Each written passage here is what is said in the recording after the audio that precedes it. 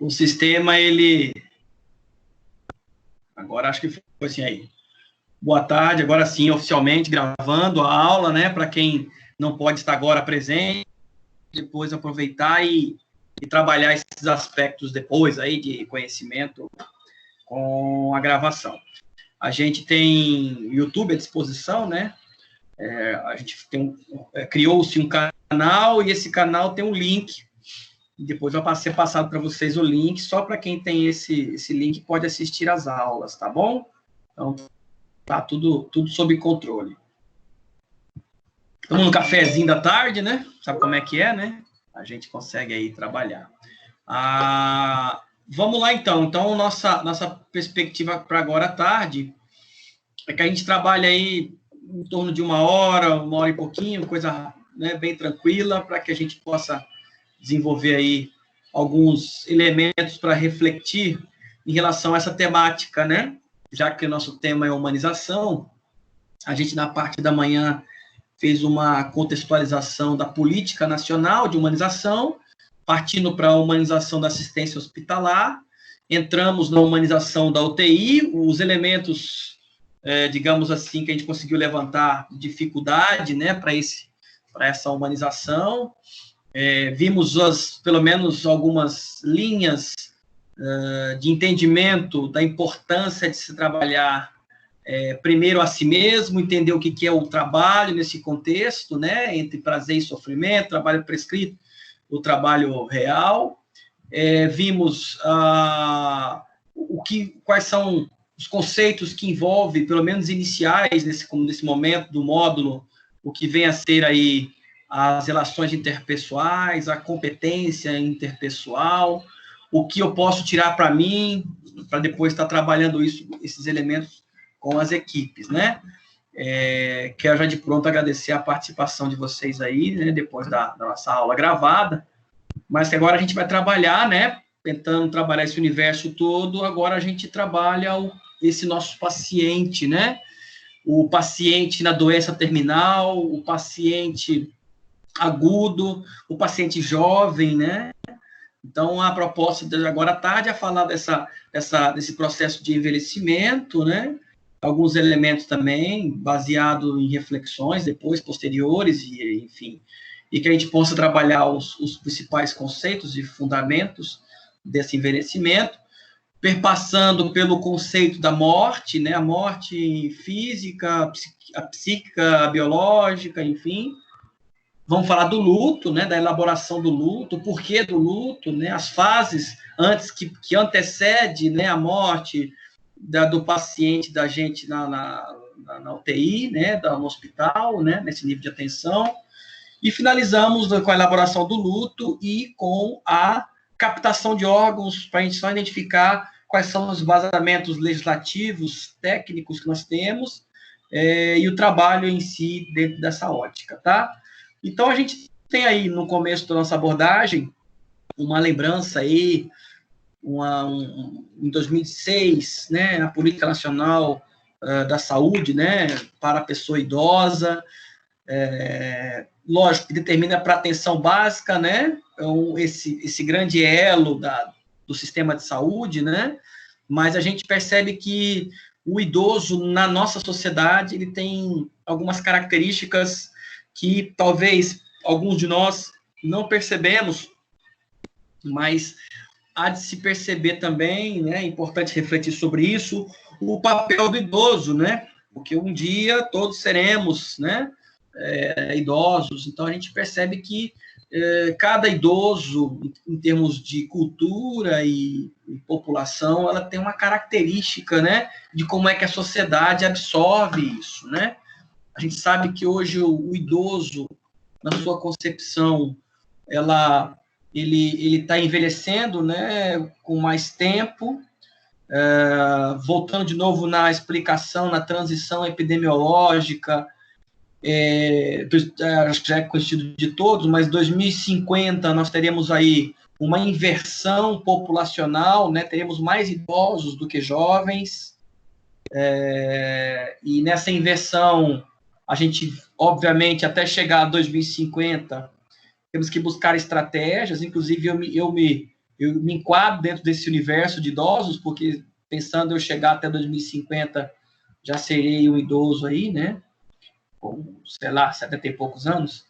Então, a gente precisa pensar em estratégias políticas, né, para trabalhar esse contexto, não só financeiro, mas de como será o comportamento econômico, social, né?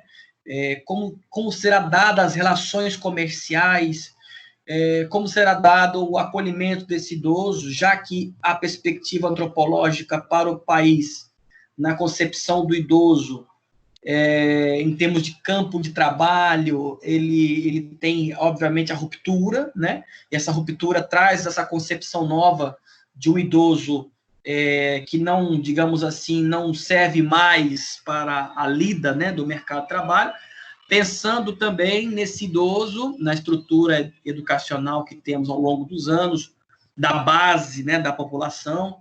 A gente percebe o nível educacional baixo, então o jovem adulto, ele tem trabalhos muito manuais, né, muito braçais, e que, claro, que com a idade, o idoso, né, obviamente, vai ter dificuldades. Mas a gente percebe também a participação desse idoso na economia familiar, né? Vocês, acho que com certeza vocês devem ter exemplos aí, sejam em casa, ou sejam próximos a vocês, de idosos, né, que hoje, com a sua aposentadoria, acaba assumindo funções, né, num papel provedor, né? Até então, eu sou da época que avô e avó a gente ia para visitar, né? E hoje nós temos uma concepção diferente. Hoje o neto é criado pelo avô e pela avó, por conta das questões financeiras, por conta do pai e a mãe que estão trabalhando o dia inteiro, né? Então, a mulher na minha época, pensando no macro, no meu micro mundo, eu fui criado com mãe em casa, né? Eu sempre falo para meus alunos, né? Para mim foi um privilégio, como filho, ter mãe perto, né? Me criando em casa. Não sei se foi... Ela disse que... Ela jura, como amor de mãe né? Ela jura que foi privilégio também, né? Eu não sei se foi para ela o privilégio, mas ela jura de pé junto que fez e faria tudo de novo, né? Graças a Deus. Mas mudou as concepções, a vida é assim mesmo, a vida ela exige, às vezes, mudanças e alterações de rotas, de rumos, e isso traz com que o idoso ele se incorpore e reforce, que é uma coisa muito importante que a gente vai trabalhar daqui a pouco, a presença, o prestígio social, né? A validação enquanto homem social, enquanto mulher social, avô e avó, na participação mais direta, mais intrínseca nos lares, né? Na economia, na percepção de educação. É claro que isso tem um hiato, né? Porque, em tese, a mãe e o pai fora da educação e os netos, os filhos, dentro dessa concepção de ser criado por avô e avó, trata também de um desafio, porque são gerações, né? O hiato é tirado em função de construção educacional, né? De vínculos, de valores. O hiato são os pais que não estão presentes na educação direta, né? Os pais trabalhando, né? E o avô, com a geração do neto, o hiato seria, né, coberto pelo pai e pela mãe, mas você imagina as concepções do idoso, né, no contexto de 80 anos atrás, e criando uma criança com a geração, a cabeça de 2020, né? Então, a gente percebe que são os desafios. E esse idoso, ele, por ter uma longevidade maior, postergada, em função de uma série de fatores que vai ser colocada aqui na nossa abordagem de agora à tarde da aula, ela revela uma importância, né? E as políticas, como eu digo para vocês, no primeiro horário de manhã, a política ela nasce de uma necessidade, né, preeminente de certos grupos, certas classes, no caso aqui o idoso, né, de ter cuidado. Então, nesse contexto de 2006, antecedendo 2006, nós temos lá o Estatuto do Idoso, né, para proteger os direitos do idoso, a violência, né, contra o idoso, o direito do idoso à moradia, enfim. Então, tudo isso constitui importância já começando a mudar, né? Toda a sociedade tem na sua época cada mudança, mas as mudanças de 40, 50 anos para cá foram vertiginosas em qualquer das áreas, né? É uma mudança muito rápida, né? A gente pensar, vocês aí, há 20 anos atrás, o que era a gente sem celulares, sem, né? Então, a mudança tecnológica, econômica, educacional, comportamental, cultural, enfim, elas tiveram mudanças muito rápidas, muito íngremes, né? Em função da mudança da sociedade. E o idoso, ele entra nisso. Então, a política nacional vem para protegê-lo, no sentido do direito, e claro que se for falar da parte fisiológica, biológica, psíquica e social, o envelhecimento, ele é inerente à vida, né? É um processo dinâmico, irreversível ao longo da vida, né? E aí a gente tem, dentro desse processo, alguns autores, a gente escolheu essa teoria aí, enfim, mas isso muda muito, né? A gente precisa entender o que é senescência, né? O conceito de senescência, à medida em que eu tenho o idoso no seu envelhecimento fisiológico e natural, né? Quer dizer, o envelhecimento primário ou senescência.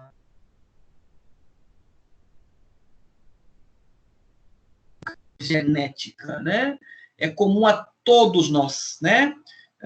Inicia-se do início, período pós-reprodutivo.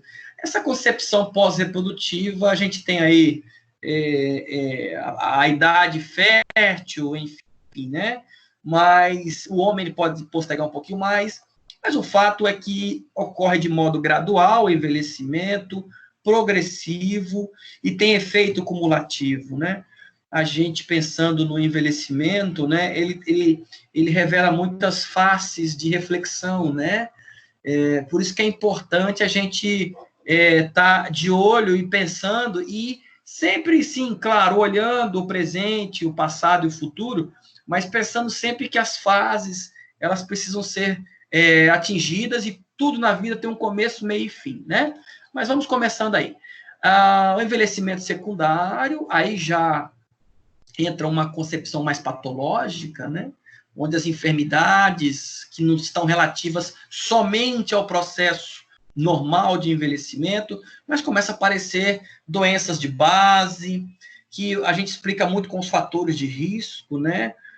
Por isso que é importante nós, enquanto profissionais de saúde, em qualquer nível de atenção que a gente produza assistência, a gente precisa entender esse contexto, né, da importância dos determinantes sociais de saúde, né, o perfil do adoecimento populacional, como nós falamos lá no começo da aula de hoje, da parte da manhã, as doenças crônicas não transmissíveis aumentando absurdamente, né, doenças, fatores de risco que vão potencializando essas doenças de base e que, com o processo do envelhecimento, elas vão trazendo um envelhecimento patológico, né? Lembrando que, inclusive, algumas dessas doenças de base, elas não atacam, não acometem somente no período do envelhecimento. Aliás, nós, desde quando nascemos, já temos o sentido de morte, né? Mas o envelhecimento em si, né? Ela percebe que está cada vez mais precoce, né? Algumas doenças, algumas disfunções, alguns problemas relacionados ao envelhecimento patológico, né? E o terciário, que é um período de intensas perdas físicas e cognitivas, né? Decorrente de acúmulos por conta do envelhecimento. Eu costumo sempre mencionar assim, até eu tenho uma conversa com meu pai, né? Meu pai está com 70 anos, completando esse ano, junto com a minha mãe, né? Os dois têm a mesma idade. Minha mãe de julho, meu pai de outubro. E eu converso com eles, né? Porque na concepção da população, a gente sabe que envelhecer é inerente, mas as respostas fisiológicas, a cada década, eu posso dizer assim, né? A cada década, as respostas, o acúmulo da velhice, elas vão ficando mais rápidas, e as respostas de cura, as respostas de estabilidade, de equilíbrio, elas são bem mais demoradas, né? Então, se você tinha lá 50, 60, né, algum tipo de doença, um resfriado, ou um excesso de bebida alcoólica, por exemplo, uma tarde de domingo lá, sábado, bebeu demais, enfim, né, entre outras, né? Dor de cabeça, coisa toda. Esse tipo de problema, quando você está com entre 50 e 60, existe um certo tempo de recuperação, né, do corpo, né, mesmo nesse processo de envelhecimento.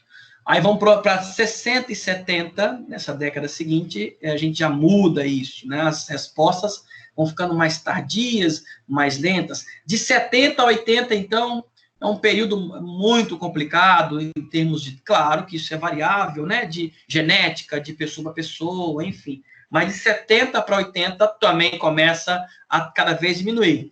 Agora, o que assusta mesmo, pensando na geração, assusta no sentido assim de não recuperação do adoecimento, né, com mais rapidez, enfim, é dos 70 a 80, né?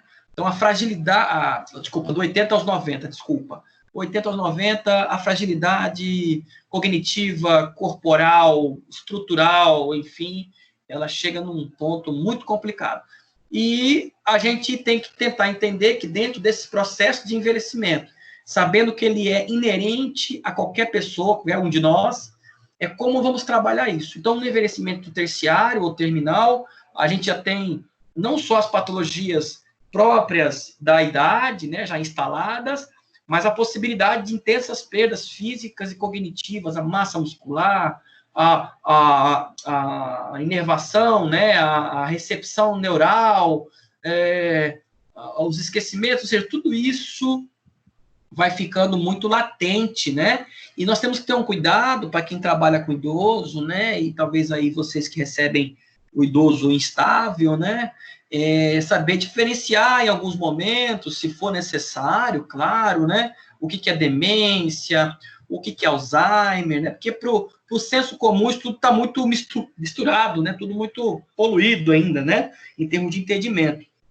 Mas é importante estudar dentro da gerontologia esses aspectos, tá? Então, a gente tem isso, né? As gerações, né? A avó, a filha, a neta, né? É importante a gente sempre trabalhar a senescência, né? E quais são alguns desafios, vamos dizer assim, para o idoso? O idoso vai enfrentar, sim, com certeza, uma crise de identidade, né? É natural que, conforme vem o envelhecimento, depara-se com as angústias, né, a transformação do corpo, né, e, claro, o prestígio social. Em termos psicológicos, né, de comportamentais, na psicologia, né, analítica, e talvez aí a gente pode trabalhar um pouco essa questão do ego, né, a gente percebe, principalmente o homem, né, o homem quando envelhece, claro que a mulher e o homem têm os desafios naturais do envelhecimento, mas o que se retrata esse slide é pensar na dificuldade, às vezes, do homem, da mulher envelhecendo, entender a fase que se inicia, né? Então, você tem aí o que é o início do envelhecimento, vamos dizer assim, que realmente chega, porque envelhecer está todo mundo envelhecendo, mas quando ela chega na frente do indivíduo, quando ele vai de frente a um espelho, né? Quando ele olha que os seus traços já não são tão joviais, que ele tinha uma certa beleza, um certo prestígio, uma certa força, virilidade, que hoje isso já não apresenta mais de acordo com a fase da vida dele. E muitos, por incrível que pareça, muitas pessoas que estão envelhecendo não necessariamente acabam aceitando isso com certa facilidade e nem vão se resignar diante desse envelhecimento, tá? Aí nós temos uma série de pessoas que acabam tendo pontos de fugas, né? Desde alcoolismo, desde excesso de plásticas, desde excessos de brilho, maquiagem, excesso de compra de roupa, atividade. Então, assim, às vezes não entendendo ainda do processo da vida, que existe a possibilidade, e sempre vai ter, de que as fases mudam. É aquela hora de pendurar aquele que a gente fala muito comumente aqui, como do futebol, né? Pendurar a chuteira, né? É saber a hora de falar, bom, da partir daqui Então, quando você vê, por exemplo, sua avó, a sua mãe, não sei qual a idade que ela tem, seu pai, quando de repente você vê ele subindo numa escada com 70 anos para fazer uma atividade em cima do próximo ao telhado, né? E você se assusta com aquilo, porque você está vendo que ele envelheceu, mas ele ainda se vê na possibilidade de mostrar que ele ainda é capaz de produzir, né? Essa força, de fazer o que ele fazia como antes, de às vezes você conversar com ele, dependendo da estrutura familiar que você foi criado, estou colocando em exemplos mais próximos, mas que você vai dar uma opinião e que ele não entende que essa opinião pode ser ofensivo para ele, pode estar dizendo para ele que ele já não pensa com a rapidez, já não entende o que está passando no mundo. Então, a perda do prestígio social, porque nós, homens e mulheres, dentro desse processo de envelhecimento, ou dentro da vida, do processo da vida, nós criamos estruturas de prestígio, com certeza, né? Então, nós temos, dentro das fases da vida, as fases de autoestima mais elevada, enfim, o jovem adolescente, como eu fui um dia, na eminência de uma estima baixa, do não ser aceito pelo grupo, de achar que não dá conta de nada, de achar que tudo é negação para ele, a vida não sorriu para mim, né? Aquela concepção. Depois ele vai tomando um processo de amadurecimento, se ele se dispor para isso, né? Às vezes não tem muita disponibilidade para isso, e claro que se não se dispõe, e se não se conversa, e se não abre o jogo, né, dessa natureza com outras pessoas, sei lá, com um terapeuta, enfim, a vida vai passar, vai sobreviver aos desafios, mas é aquilo que eu sempre falo, poderia ser diferente, poderia ser melhor, né, as passagens da vida. Então, o nosso idoso, né, eu posso falar isso, né, eu tenho hoje 45 para 46 anos, né, já a minha cabeça, há 10 anos atrás, não era a mesma, aquela velha concepção, né, se eu tivesse a cabeça de hoje com 10 anos atrás, mas isso tudo faz parte de um amadurecimento. Então, pensar no idoso, ele tem essa crise de identidade, todos nós temos rupturas também de ciclos, de fase, né? Você brincava, menina, talvez, de carrinho, boneca, eu jogava bola, né? Hoje você não brinca de boneca. Houve a ruptura. Então, a vida, ela tem isso, né? E é importante o idoso pensar na independência psíquica, né? Enquanto o idoso, a velhice, ser caracterizada por um indivíduo que mantém, né, essa independência psíquica, ela pode ser utilizada a favor dessa pessoa que está envelhecendo. Sempre lembrando que o idoso, por limitações inerentes à fisiologia, à biologia, ele pode ter autonomia reduzida. Por exemplo, sempre dirigiu o carro, você imaginou um caminhoneiro que envelhece, uma pessoa que sempre gostou de dirigir carro, e que hoje, pelo envelhecimento, ele não pode mais por questões físicas, fisiológicas. Então, tudo isso é uma ruptura. E a independência psíquica, é importante ele entender esse processo, que a vida fica menos, digamos assim, penosa de se viver, né? Então, o amadurecimento, é curioso falar sobre isso, ele não é comum a todos, não, né? A gente fala de velhice, mas a velhice não necessariamente seja sinônimo de amadurecimento, né? Mas o que significa esse amadurecimento? É quando tem a compreensão de que a vida, ela tem um começo, meio e fim, e que dentro dessa vida inteira, ela tem ciclos que também tem começo, meio e fim.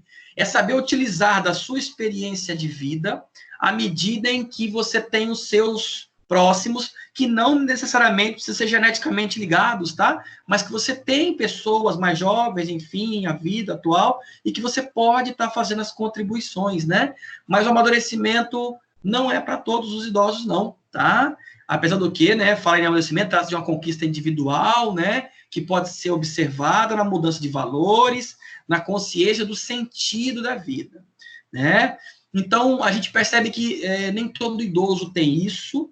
Existe estruturas sociais, modelos sociais, em que as gerações são criadas e que dentro desse modelo, muitas vezes esses idosos de hoje, nós temos aí uma faixa de idosos, vocês podem conviver ou ter pacientes de 80, 90, 70 anos, mas a forma, a estrutura social, familiar, comportamental, da qual esse indivíduo foi criado, que faz parte de grupos, tá? A gente fala de unidades familiares, mas existem grupos, né? De formas a viver a mesmo contexto, independente de conhecer ou não, né? Isso vem de características sociológicas, né? Antropológicas, digo mais sociológicas, antropológicas porque acaba também no respaldo, no sentido de você perceber que esse idoso, mulher, idosa, idoso, mulher, homem, né, idosos, aqui a gente acaba... Ana Paula pediu aqui, mas não apareceu ainda, Ana. Não aparece ela ainda aqui. Bom, como eu estava dizendo, que a Ana Paula quer entrar, quem sabe faz ao vivo. Deixa eu ver aqui. Pronto, já respondi a Ana Paula aqui e volto para falar com vocês. Então, pessoal, a gente tem aí, dentro dessa concepção do idoso, da idosa, que a gente atende na UTI, que atende no hospital, que atende no home care, né, que a gente acaba indo para lá, a gente percebe que a estrutura social, ela revela-se, né? Então, a mulher é mais cuidadosa, essa idosa, assim, no modo, né, bem geral, uma mulher mais cuidadosa, o idoso mais complicado no sentido de doenças, né? A gente percebe essa resignação por certas situações, né? Enfim. E uma coisa importante desse processo de envelhecimento é o vínculo, né, do apego, né, de apego que a gente trabalha, é uma concepção, uma teoria, de que existe um comportamento natural do que os seres humanos, nós, nos vinculamos um ao outro. Isso é muito comum por conta dos 12 meses de vida que nós temos, né? Então, quando você envelhece, existe, por conta da fragilidade, da perda de autonomia, que às vezes, por teimosia, vamos dizer assim, né? Mas claro que isso é natural e cada um tem a percepção disso, enquanto idoso, acaba que, com a idade, com a forma de ficar velho, envelhecer, esse idoso, ele começa a pegar vínculos, apego a certas pessoas, geralmente mais jovens, é como se, assim, esse vínculo, é aquela velha história, eu, quando era jovem, criança, essa pessoa cuidou de mim, e agora eu fiquei mais adulto e cuido agora do meu pai e da minha mãe, né? Vamos pensar assim, de forma bem genérica. Mas existe um apego natural do envelhecimento com outra pessoa.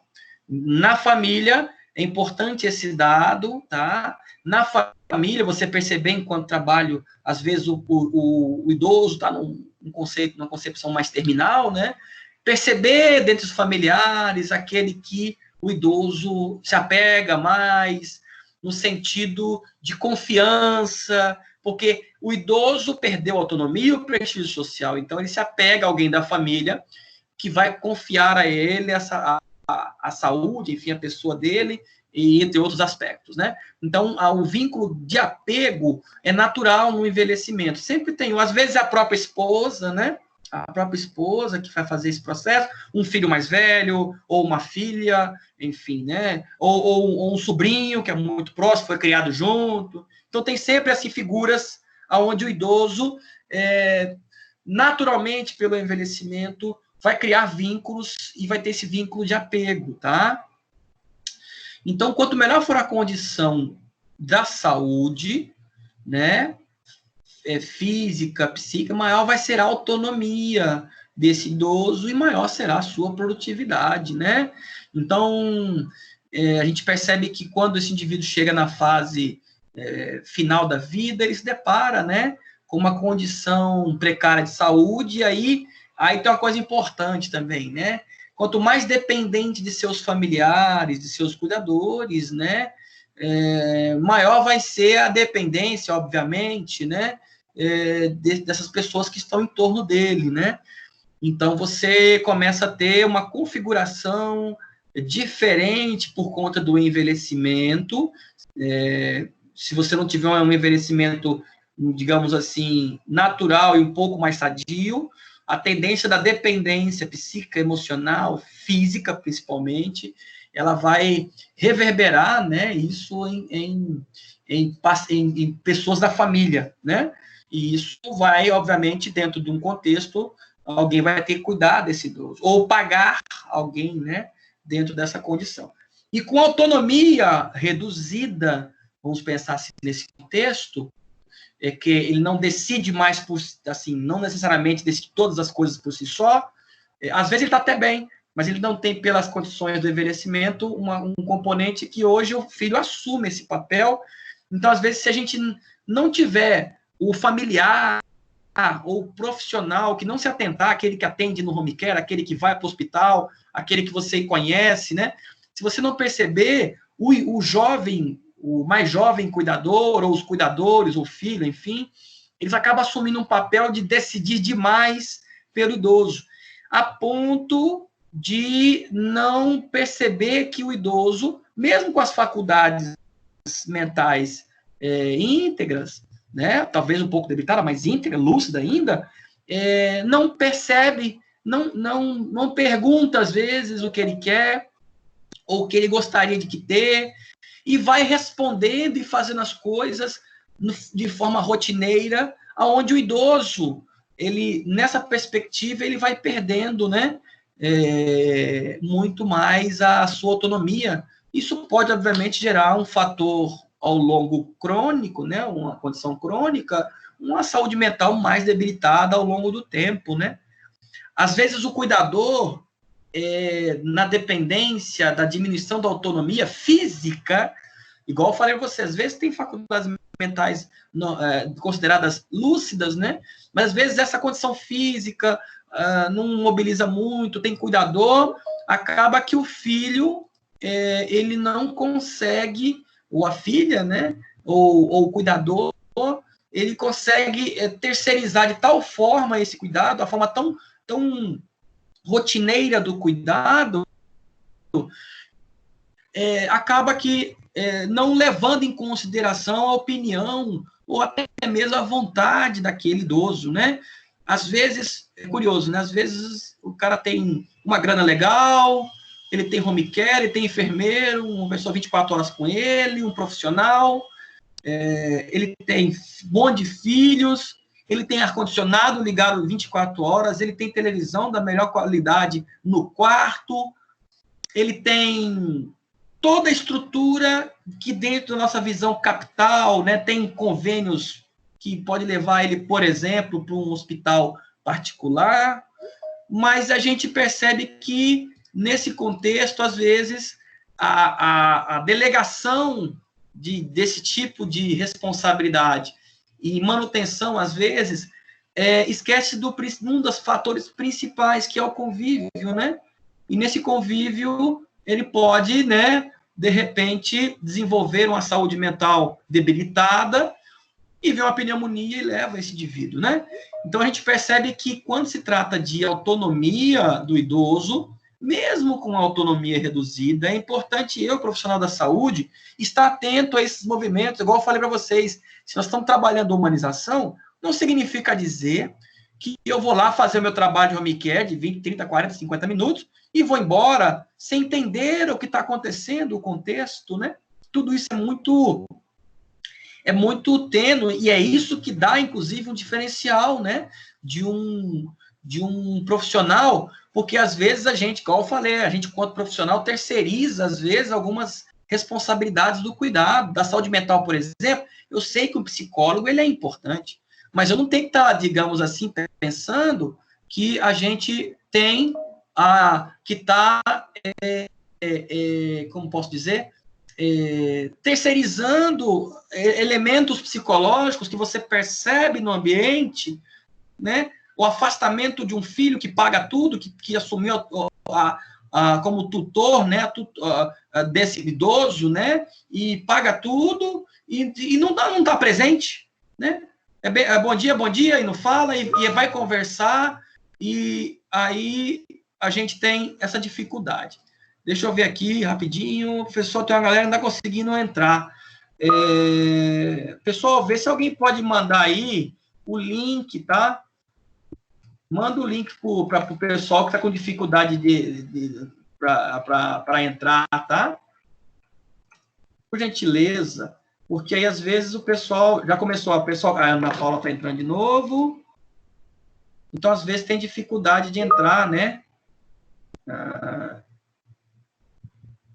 Pois é, eu estou aceitando. Quem está entrando aqui, eu estou aceitando. Quem entra, deixa eu ver aqui, quem entra, estou aceitando. Né? Deixa eu ver aqui, é que sai e volta, né? Às vezes cai a conexão. Se vocês puderem, que está assistindo, puder mandar o link aí, dar uma orientação para o pessoal, eu agradeço, tá? Então, a gente percebe que eu, profissional, eu preciso ter esses elementos, né? E eu já tive muitas experiências em relação a isso. Às vezes, o idoso, pela perda de autonomia, ele cria um sistema de que não adianta ele falar mesmo, então isso cria um mecanismo muito ruim para ele, né? E o filho, às vezes, não nem percebe, ou a filha, ou o cuidador, enfim, nem percebe isso. É importante você, enquanto fisioterapeuta, às vezes notar, né? Olha, seu pai tem condições de responder. Pergunta para ele o que ele quer comer. Às vezes já vai fazendo a comida, 11h30 da manhã, já vai dando para comer. Por que não pergunta para o idoso, né? O cuidador, seu José, papai, mamãe, tio, enfim. Por que o cuidador que está nessa linha aí, por que não pergunta o que gostaria de comer? Sabendo que talvez algumas comidas são restritivas, né? Mas é importante valorizar o pouco da autonomia, que dependendo das condições que esse idoso se encontra, o pouco da autonomia que ainda resta para ele, né? Isso entra naquele contexto dos cuidados, né? Da qualidade de vida, dos paliativos, por que não dizer assim, né? Enfim. Então, o conceito de envelhecimento mudou muito, porque aumentou também o número, né, de idosos. Mas por que aumentou o número de idosos? Aí entra na nossa área aí de hospital, né? A tecnologia nas ciências da saúde, né, no campo da qualquer área da profissão de saúde, ela melhorou bastante, né? Então, você começa a anular algumas incapacidades ou doenças, começa a controlar, e isso, obviamente, faz com que haja um prolongamento da vida desse indivíduo, né? Muitos estímulos, celulares, conversas, televisão, enfim, né, uma série de estímulos aperfeiçoaram, mantendo aperfeiçoado as funções psicológicas, né, e cognitivas elevadas, né? E, claro, que eu acabei de falando no começo, né, o envolvimento ativo em atividades produtivas, né, e sociais, né?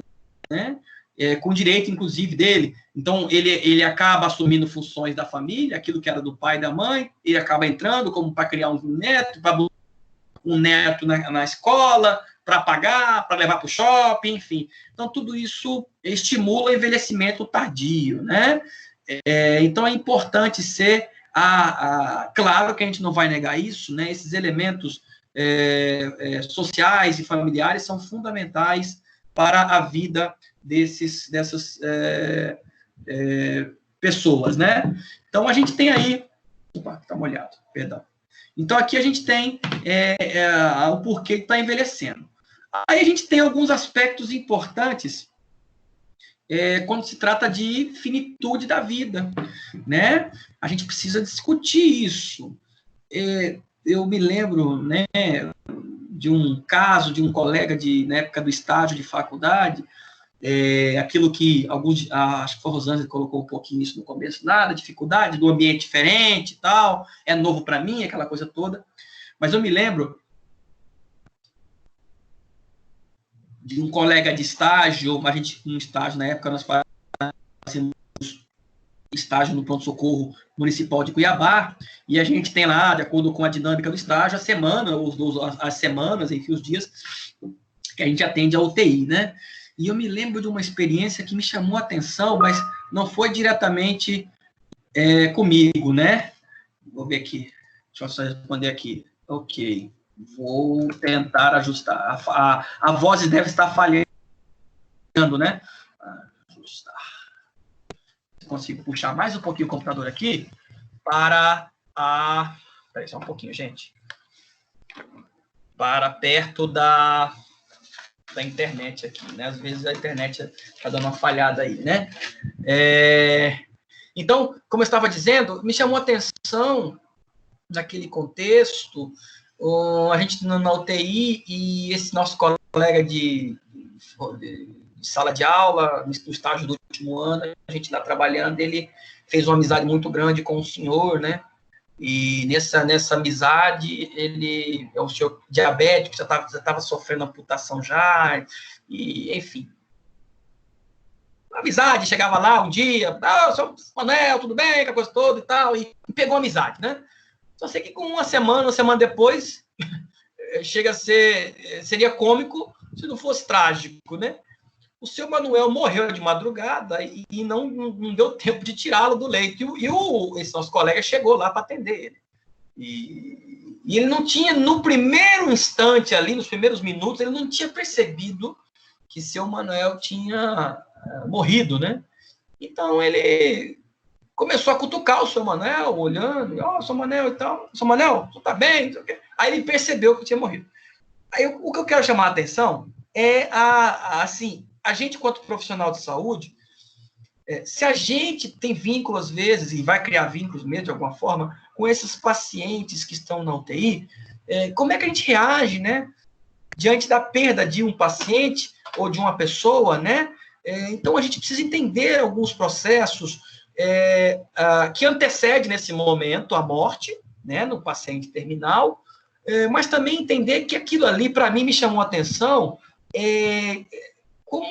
como a gente tem, aquilo que eu falei, quando a gente tem responsabilidade no processo, a gente se sente pertensivo com o objetivo que a gente quer atingir. E, em tese, o objetivo que a gente sempre quer é estabilizar o indivíduo. Mas tem casos que a gente não tem como estabilizar para ele voltar à vida que ele tinha antes. Tem casos que eu preciso dar um conforto melhor, uma qualidade de vida até a morte, né? Então, por isso que a gente tem esse conteúdo para se trabalhar nesse momento, né? Das infinitas formas de a gente trabalhar nos ambientes, hospital, home care, domiciliar, em casa, enfim, né? Então, quais seriam os aspectos relacionados à finitude da vida?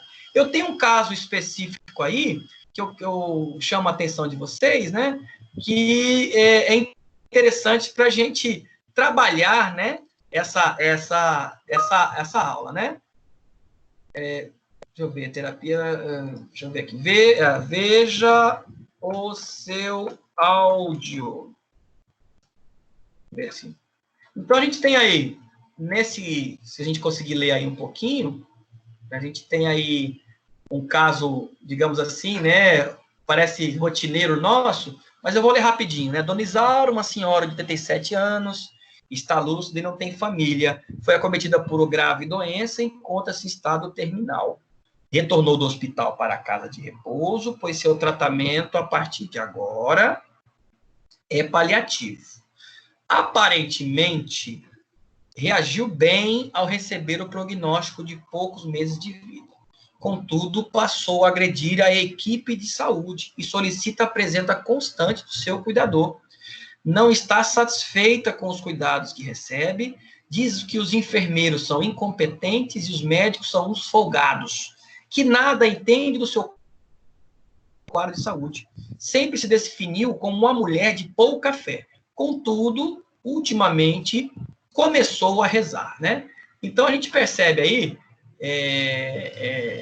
que é um quadro, né, muito comum em algum momento da vida aí, né, do pessoal, nossos pacientes, e percebe que ela tem elementos psicológicos que é importante a gente se dar conta, que é o que a gente vai discutir agora. Então, eu gostaria que vocês tivessem atenção nesse quadro, nesse caso de rotina aí, que a gente vai relembrando ele em alguns aspectos, tá?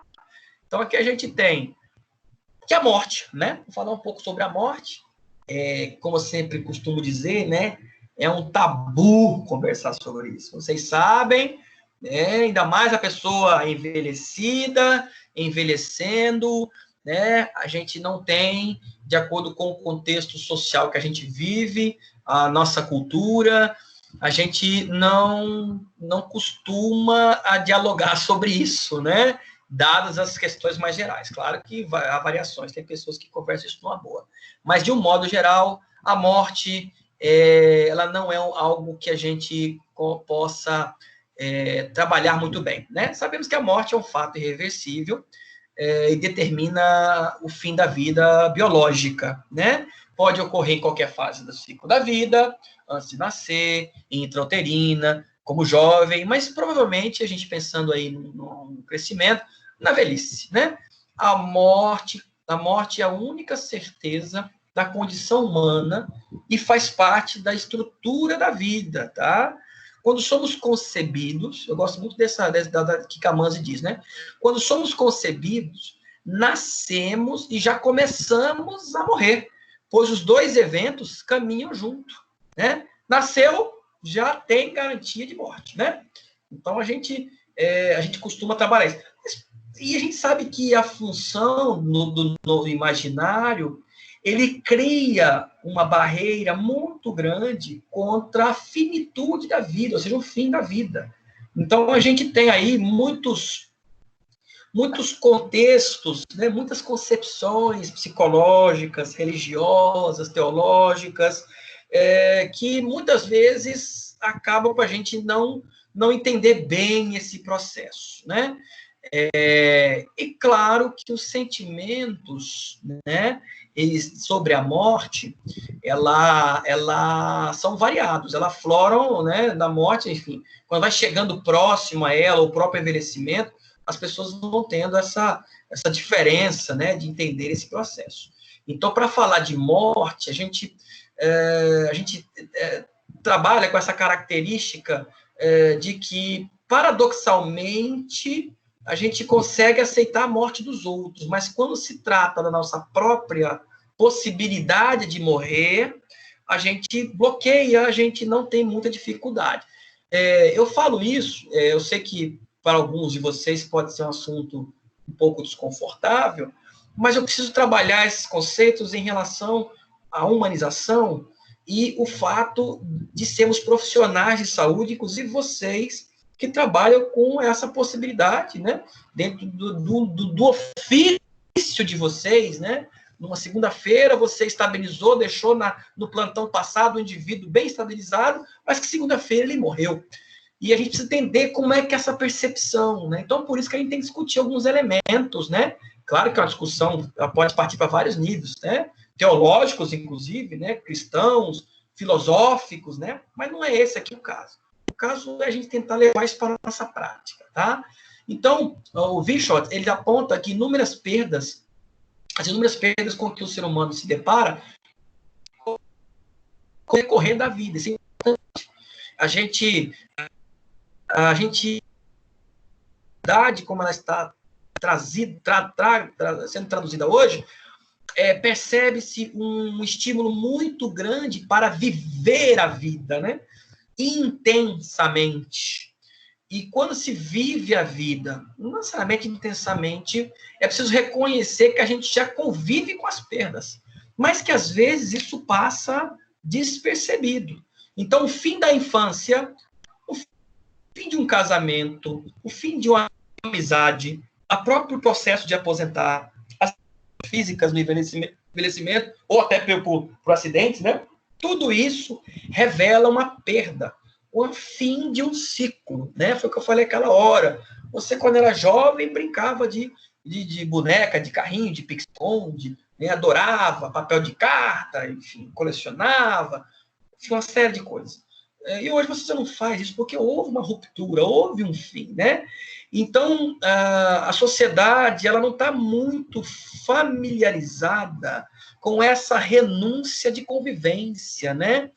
E isso fica muito latente quando você tem um doente terminal no leito, você começa a tentar entender como é que cada familiar, ou até mesmo o próprio paciente, ele se dá com isso, né?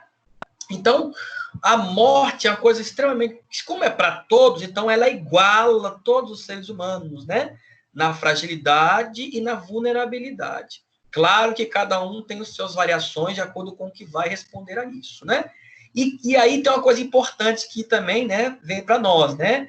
Com o avanço da tecnologia, os pacientes terminais ganharam sobrevida. E o convívio é assim, se tem sobrevida, então o convívio com o FI, ela também prolonga. Então, isso, dependendo do indivíduo, isso causa um sofrimento emocional muito grande, né? Se a gente pensar nesse contexto, a gente se depara, às vezes, né? Um pai, uma mãe, um tio, uma tia, né? Dizendo, olha, eu tô cansado já, né? Me deixa embora, né? Como diz a história, falando de forma genérica, mas não é incomum a gente escutar isso do idoso, né? Olha, tá na hora, mas aí, com o avanço do aparato tecnológico, o medicamento, a gente vai, né? É justamente o grande medo, segundo pesquisas da gerontologia, o medo hoje não é de morrer, em tese. O medo hoje é de ficar postergando a morte privado daquilo que ele sempre fez. Ou seja, se o indivíduo tem limitação física e hoje fica numa cama, ele preferia a morte, o medo dele foi, né, que seria ficar o tempo todo. E com os avanços, a gente prolonga isso, e a gente convive com isso.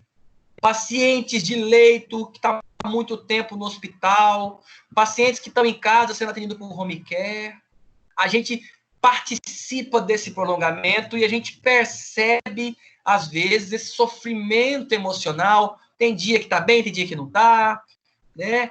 E que privado de uma série de circunstâncias, né? Por conta da diminuição da autonomia, limitação física, enfim, né? Do processo, a própria doença instalada. Então, a gente vive o avanço tecnológico na percepção de quem cuida, é ótimo.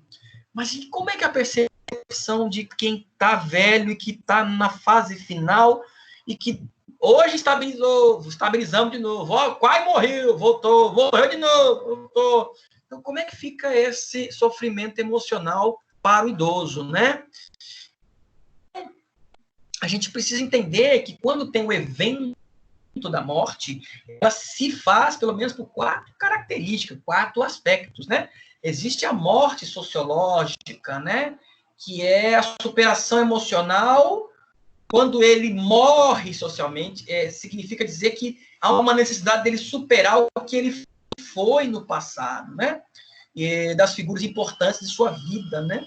Então, a morte sociológica é quando ele realmente sai de cena do que ele era na sociedade. E para algumas pessoas isso não é incomum, por sinal, que é um número muito grande, dependendo da vida que ele levou intensamente, do papel social que ele representou, isso fica muito difícil dele entender essa morte sociológica, né? Ele está vivo, mas está morto socialmente. Percebam que o idoso, se você parar a pensar que já tem um envelhecimento com morbidades, com doenças, enfim, você percebe que ele vai saindo de cena aos poucos, né? Então, você conversa assim, mas vovó, você era tão ativa, você gostava de ir lá no centro, comprar as coisas. Percebe que, aos poucos, ela vai aceitando essa morte sociológica, né? Ela vai saindo, o idoso e a idosa vão saindo de cena aos poucos. Mamãe, tem uma festa da sua sobrinha, né? Vamos comigo? Não, mamãe, filho, eu tô cansado, eu vou ficar vendo minha novela, né? Ela vai, sociologicamente, ela vai saindo de cena. Então, quando ela sabe que, como ela tinha uma vida ativa e que ela não é mais ativa, que ela rompe com isso, ocorre a morte sociológica, né? A superação emocional de que já a figura sociológica já não existe. Eu repito, alguns não aceitam muito bem isso, e às vezes por limitação, por doença, são obrigados a ficar limitados e ficam nesse luto, né? Não superado. Isso é um problema, porque ele reconhece que ele, quando era jovem, né? Ele tinha uma postura e hoje não, né? Enfim. A morte psíquica, né? Já é um trabalho já, né? Interno do indivíduo, que traduz e que traz a morte psíquica, né? Ou seja, que traduz já a aceitação da possível morte. Claro que a gente não sabe o dia, mas é a hora que esse indivíduo está vivo. Presta atenção, ele está vivo, ele não morreu ainda, mas ele está, da forma psíquica, ele já está aceitando que ele vai embora. Isso é uma estrutura interna muito interessante e que aí eu chamo a atenção para os psicólogos, eles estudam melhor essa parte aí, mas isso acontece, tá? O indivíduo aceita a morte, né? E ele vive esperando, vai viver e vai aceitar que a morte virá. A morte biológica é o ponto em que o ser humano deixa de existir como um todo atuante, né? Morte da mente. Aí você tem começa a ter a morte encefálica, né? Aí você tem a biológica, que morre a mente, mas às vezes, com a morte fisiológica, que os sistemas orgânicos, eles de fato, eles né, acabam, né? Então, aí você tem a morte biológica e a fisiológica, né? Que são coisas que vão acontecendo. A morte, em tempos atuais, né? Ela vem com um tabu muito grande, né? O tabu social, né? Algo a ser temido, né? Quem aqui, às vezes, fala, tem que internar papai, mamãe, titio, titia, ou a familiar fala isso para você, a expressão de medo, né, quando ele chega lá no hospital, ou que vai deixar ele na UTI, ou que você vai entregar, às vezes alguém entrega, enfim, você entra em contato com esse familiar, né, você percebe o tabu que né, na cabeça da sociedade, de um modo claro, um modo geral, né, tem variáveis aí, como essas pessoas enxergam o hospital como o fim de tudo, né? É um processo muito complicado e é temido. Então, quando você trabalha essa característica de ocupação dos hospitais, né, a gente vê que o doente ele sofre um processo de despersonalização, né?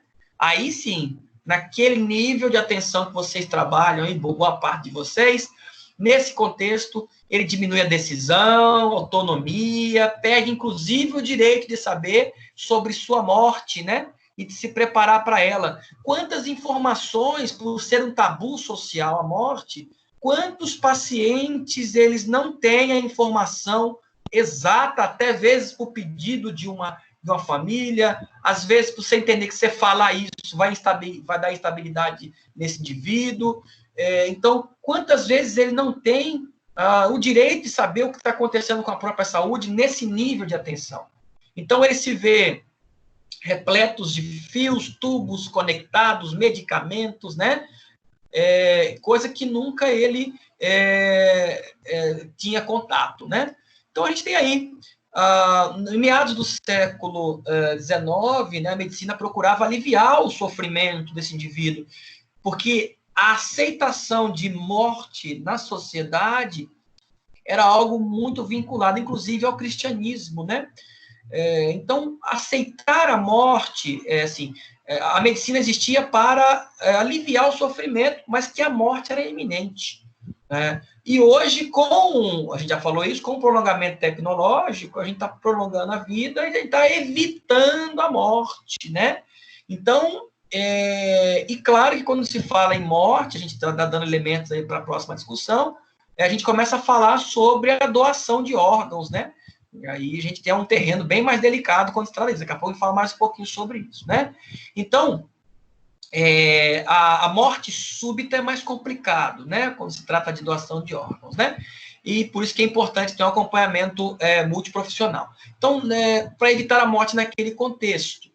Aí a morte encefálica, ela se retrata ou se revela quando existe a morte, qual é que nós vamos dizer, na psíquica e a biológica, né? Junto com mas a fisiológica, ela que dá o arremate final para dizer que o indivíduo morreu, né?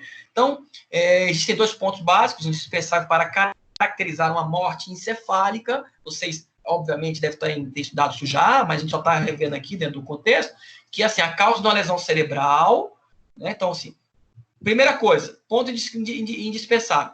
Lesão cerebral, se foi estrutural e metabólica atestada, e se as estruturas vitais do encéfalo, tronco encefálico, aquilo que traz a condição neurovegetativa do indivíduo, teve lesão irreversível. Aí ela teve uma lesão constatado, né, e talvez depois, posteriormente atestado, uma morte encefálica, tá? Aí, ainda na questão do conceito mais amplo, nós já discutimos, no século XXI, as mudanças, né, melhorou, né, a transformação do conceito de morrer, né? A gente agora tem a questão de postergar, evitar a morte, né? E é nas instituições de saúde que é feito esse trabalho, né? Para delegar a morte, postergar a morte, perdão, né? A gente fala rapidamente do suicídio, né? Mas o suicídio é uma morte muito difícil de elaborar, principalmente elaborar o luto, né?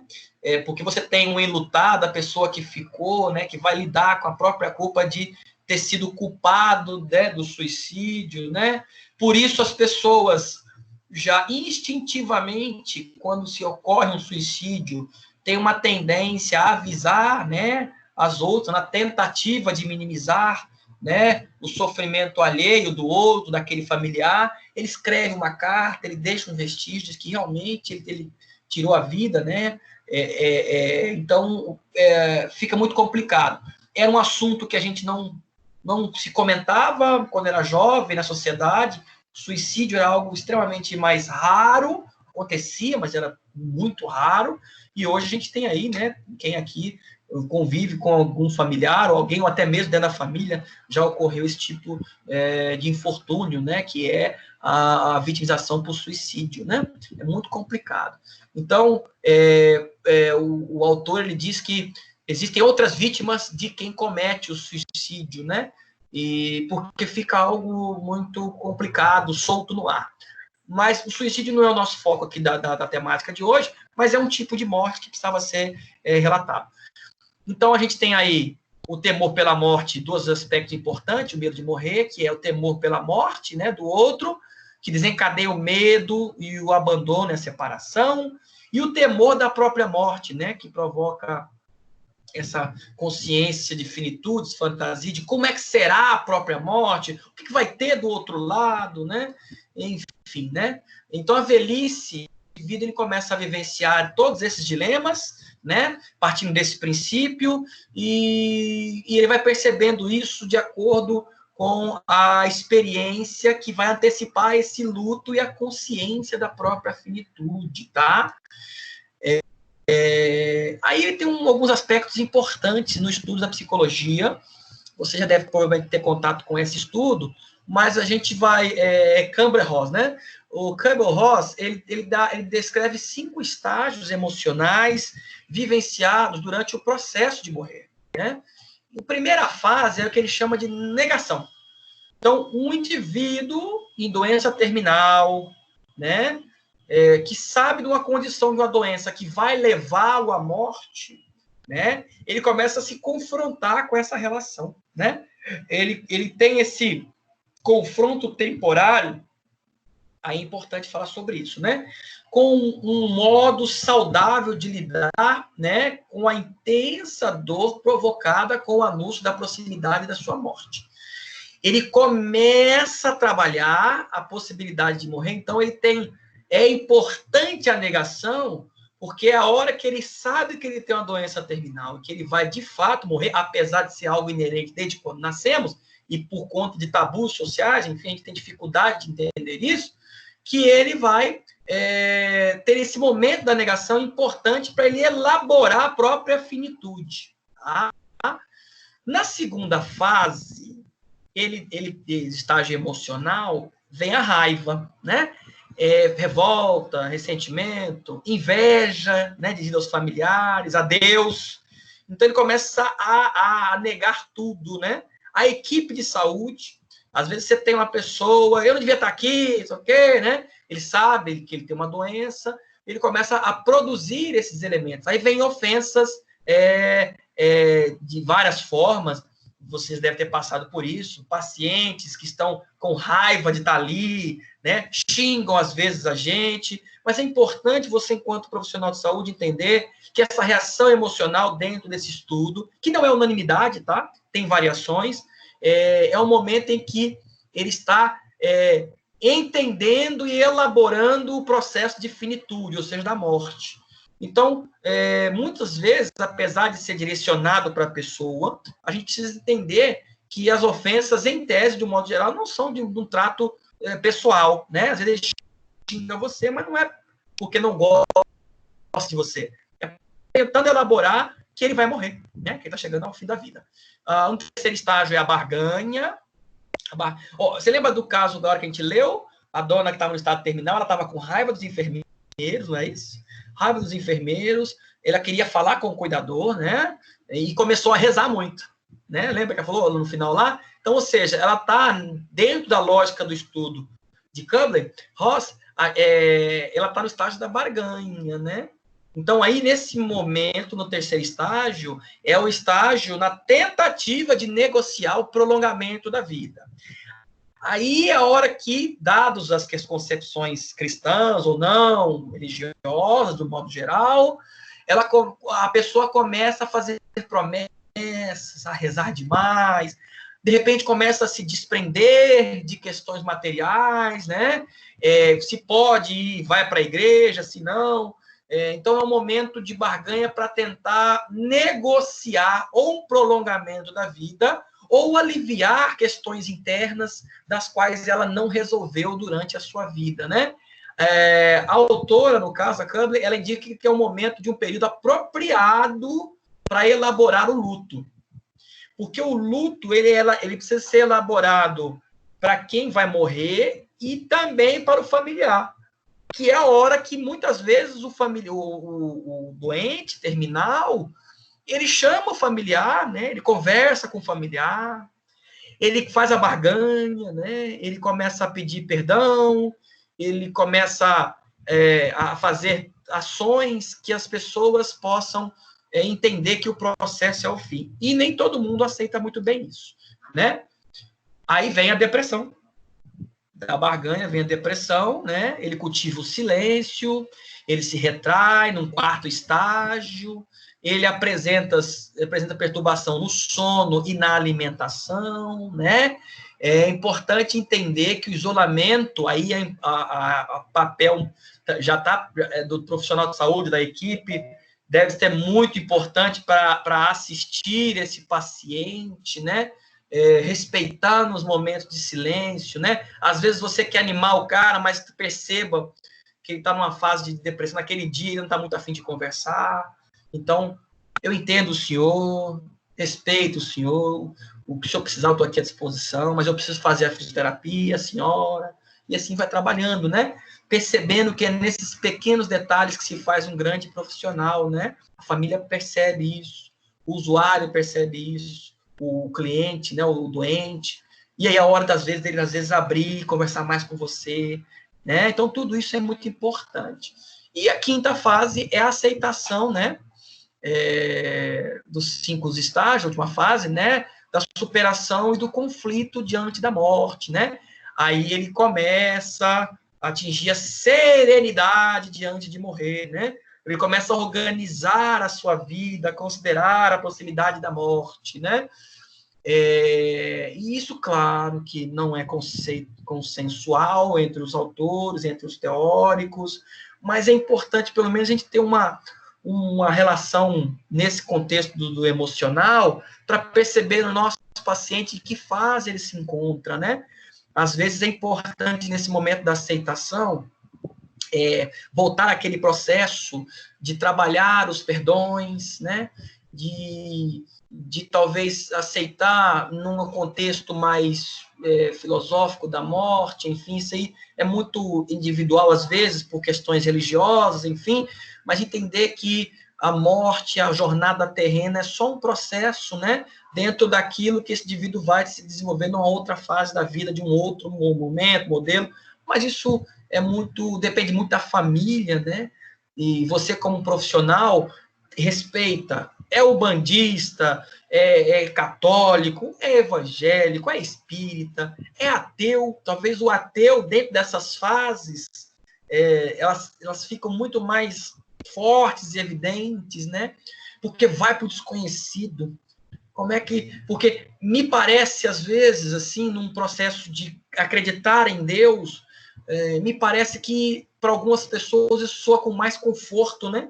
Nas orações cristãs, fala muito de vida eterna, né? Dependendo da vertente cristã de cada um. Tô falando, só trocando uma ideia aqui, né? Uma vertente cristã de cada um, mas me parece que isso se traduz de uma forma mais aceitável. O ateu deve sofrer muito. A pessoa que não acredita em Deus na fase final da vida deve ter muitos dilemas do tipo, para onde é que eu vou? Eu não aguento fobia de lugar fechado. Vai me colocar num caixão. Então, acho que as dilemas na proximidade da finitude da vida, elas são muito maiores. E nós temos pacientes assim, claro, né? Nós temos pacientes dessa forma, né? Respeitando as características dele, né? Então, é importante, diante da morte, acabei de falar, uma necessidade de trabalhar um pouco essa questão física, espiritual, né? Com esse indivíduo na finitude, né? A espiritualidade é um importante recurso na busca de superação desse sofrimento, né? E desses conflitos internos, né? Então, ele pode restabelecer vínculos afetivos, prover compreensão da morte, da finitude da vida, enfim, né? Sofrimento psíquico. E aí, ao final da vida, o sujeito é cometido por alguma enfermidade, enfim, ele precisa, né, de cuidados paliativos, né? E cabe a nós da profissão ou da equipe multidisciplinar para trabalhar isso. E numa reta final, a gente, na nossa abordagem de hoje, a gente trabalha o luto, né?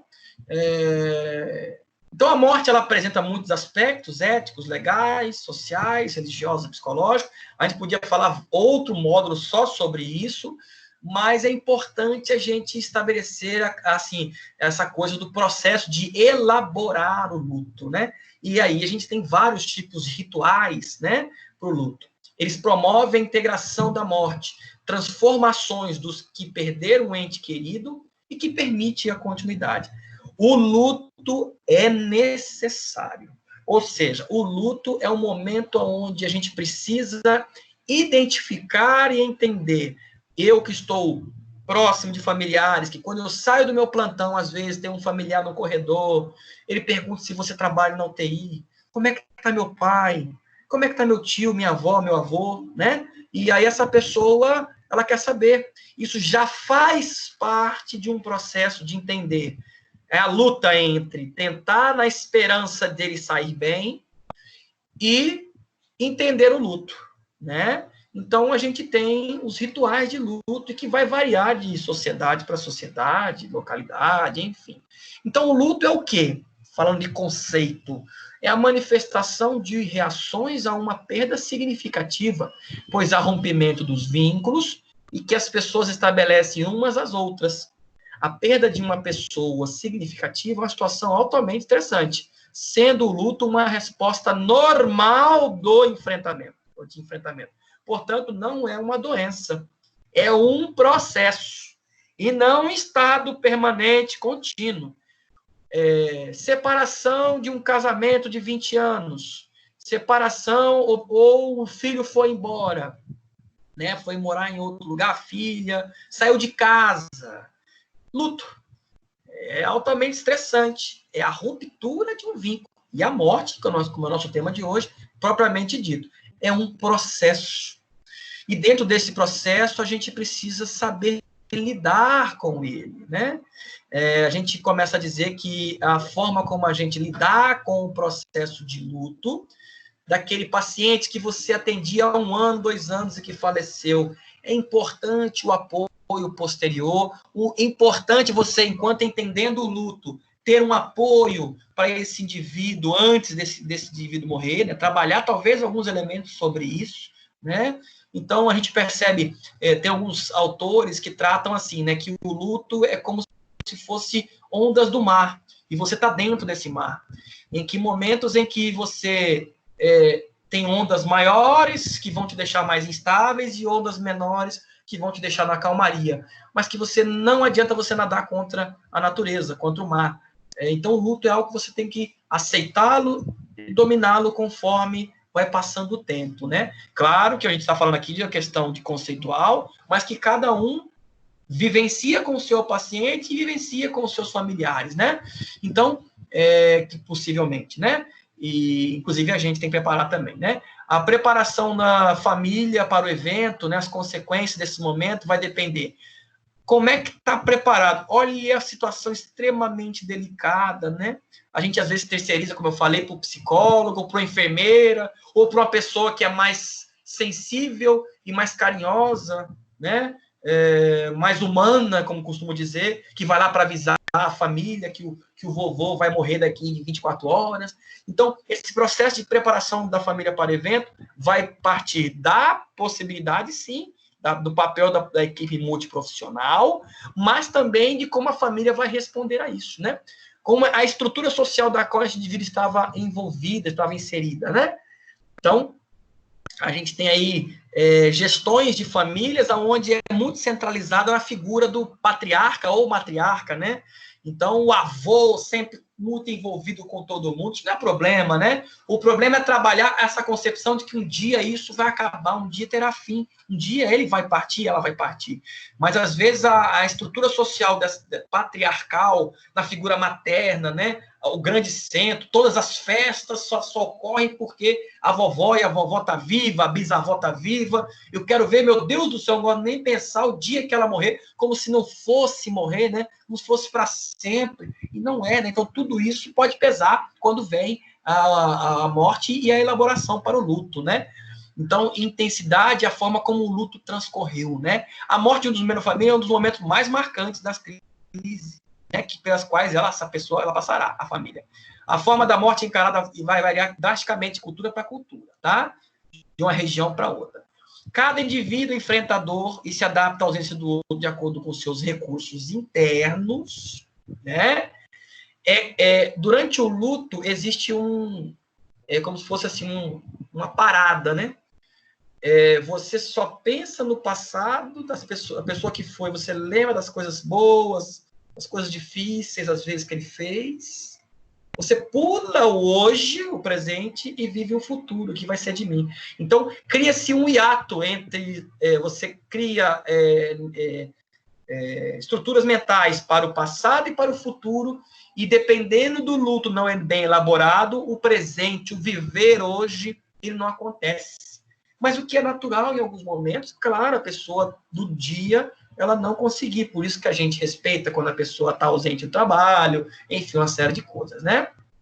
Então, claro que vai paralisar a vida, né? A elaboração do luto é importante.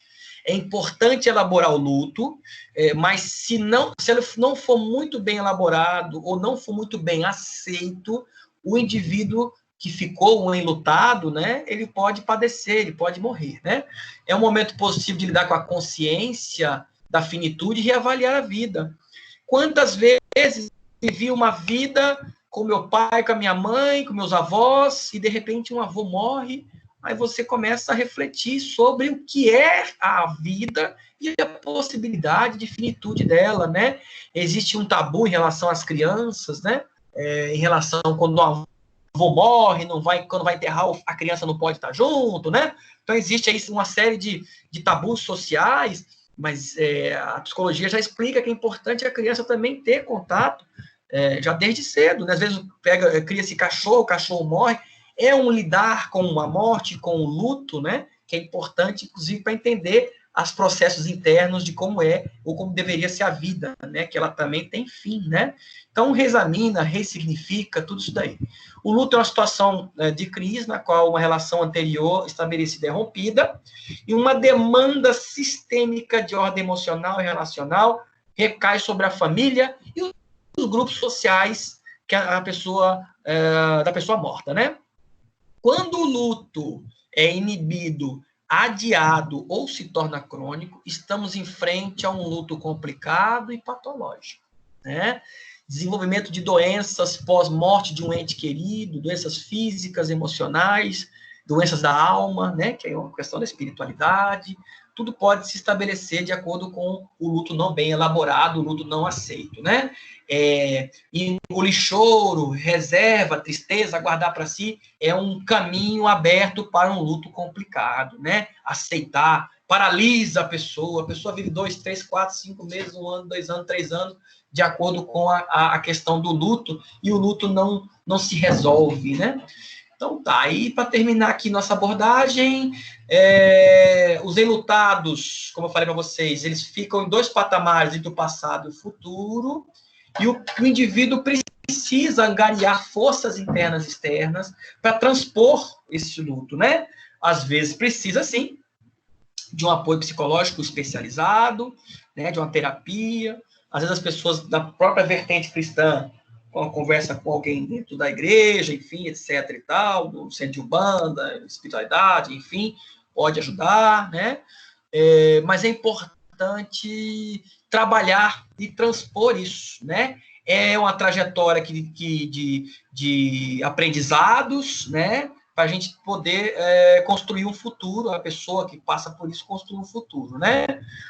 Então, para que haja a melhor aceitação do processo, já falando do luto para doação, os familiares devem ter tempo para aceitar a morte do seu parente, porque aí, né, finalizando agora, a captação desses órgãos para doação, a gente precisa, enquanto profissional, estar percebendo alguns fatores, tá? Então, a doação de órgãos é algo extremamente importante, né? Daqui a pouco eu vou passar a parte de legislação, mas é importante entender que para a doação, se está explícito o desejo desse falecido ou falecida, o processo fica muito mais tranquilo, né? Os aspectos religiosos que estão envolvidos a isso, não é muito fácil, às vezes, um indivíduo, um familiar, entender que o próprio o falecido, a pessoa que tem laços, né, de amor e tal, vai ser mutilado. Tem gente que não entende muito bem isso. E, claro, que as formas de convivência familiar, né? Famílias que têm um filho, uma filha que cuida do pai, tem dificuldade de atender às questões de doação de órgãos, né, ou de alguém que morreu mais cedo. Quando é mais cedo, então, jovem por acidente, fica muito mais complexo e mais difícil aceitar. Quando as famílias são mais estruturadas, elas estão muito presentes, elas conversam entre elas, enfim, a tendência é que fique mais fácil o aceite para a doação de órgãos, tá? Então, segundo Santos e Massarolo, o processo de doação é definido como um conjunto de ações e procedimentos que transformam o potencial doador em doador efetivo. O potencial doador é um paciente com diagnóstico de morte encefálica, no qual tenha sido descartadas contraindicações clínicas que representem riscos aos receptores dos órgãos. Tá? Aí, basicamente, finalizando, a gente tem, em janeiro de 97, uma lei 9434, que fala da doação presumida, ou seja, o indivíduo, qualquer um que morresse, era um potencial doador, ao menos que houvesse uma clara disposição ao contrário, ou seja, quem morria já poderia, presumido, né? Já era doador. Isso deu um problema na época, porque essa lei ela não passou muito pela discussão das representatividades, associações médicas. O próprio Ministério da Saúde ficou fora dessa discussão à época. Então, foi uma lei muito complicada, porque assim, aí começou a fazer um efeito contrário. As pessoas começaram, dentro dos cartórios, a dizer que não queriam. Então, ela estimulou o não querer doar, né? E isso é um problema. Aí, 22 de dezembro, na lei, houve essa manifestação aí, né, de que poderia fazer já a doação, né, dos órgãos, como decisão, né, assim, documentos foram perdendo sua validade, e a decisão, o que chama atenção nessa lei de 2000, é que a família, cabia à família que seja a única forma de autorização doação desses órgãos, né? Então, a gente tem aí, nesse contexto, a próxima película, a gente tem aí a Lei Federal 10.211, né, que é a autorização, como é familiar, obrigatoriamente um cônjuge, né, um parente maior ou menor de idade, enfim, maior de idade, perdão, que poderia fazer, né, a verificação para poder autorizar a doação de órgãos, né? E em 97, o Ministério da Saúde criou, naquele contexto lá anterior, um sistema nacional de transplantes e as centrais, né, de distribuição de órgãos, né? Isso é muito importante de frisar, que dentro disso estruturou-se verbas próprias para manter o sistema de doações. E essas verbas, esse dinheiro público utilizado para esse fim, contribuiu muito para o aperfeiçoamento do sistema de transplante do nosso país, né? Inclusive com drogas imunossupressoras que foram sendo aperfeiçoadas, a compra. Então, o valor, a verba que é destinada para esse sistema já garante bem essa condição, tá? Então, no Brasil, o processo de transplante de órgãos e tecidos é atualmente regulamentado por uma legislação rigorosa, né? E, claro, tem que ter requisito mínimo para os hospitais ter a permissão de utilizar, né, doadores falecidos. E nisso tem uma discussão muito grande, né? O papel da família na aceitação, na permissão que esse indivíduo, né, vai poder autorizar a doação do órgão do falecido, né? Então, o segredo do sucesso está na busca da doação, né, implica na procura da família para a formalização. Agora, é complicado, né, se não for... Por isso que eu acho importante essa temática, um trabalho da equipe multiprofissional já, né, elaborando essa possibilidade dentro desse contexto, né, da possibilidade do luto, né, desculpa, do luto, ó, da captação do órgão, né. Então, assim, a família já recebeu o choque da morte, aí aquela hora tem que decidir, então podemos trabalhar uma preparação de uma equipe que já vai preparando o terreno para que isso possa acontecer. E por isso que tem que entender as características que envolvem a família, o que está envolvido com isso, né?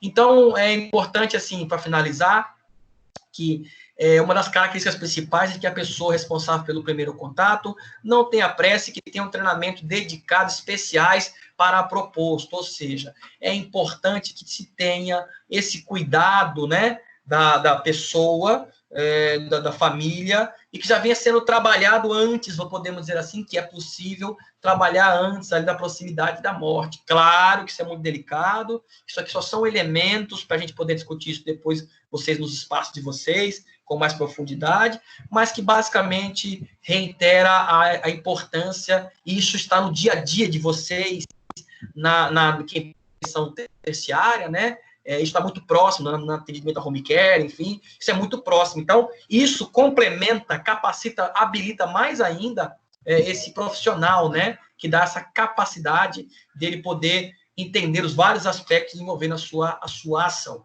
Isso são pontos para a humanização de uma atenção à saúde dos nossos pacientes, tá bom?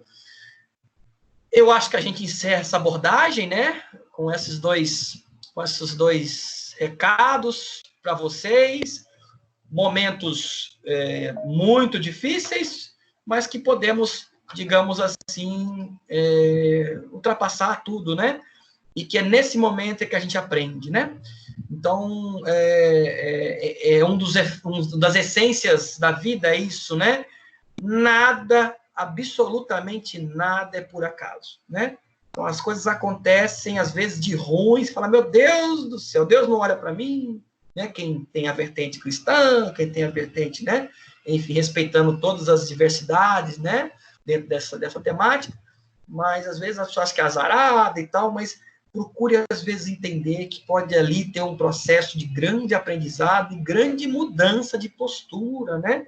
Às vezes, ruptura, inclusive, de ações, de ciclos que ainda ficam vivos e que você deveria estar em outro estágio mais evolutivo, digamos, terreno, né? Um ciclo mais evolutivo de aprendizado. Tudo bem? Obrigado pela paciência.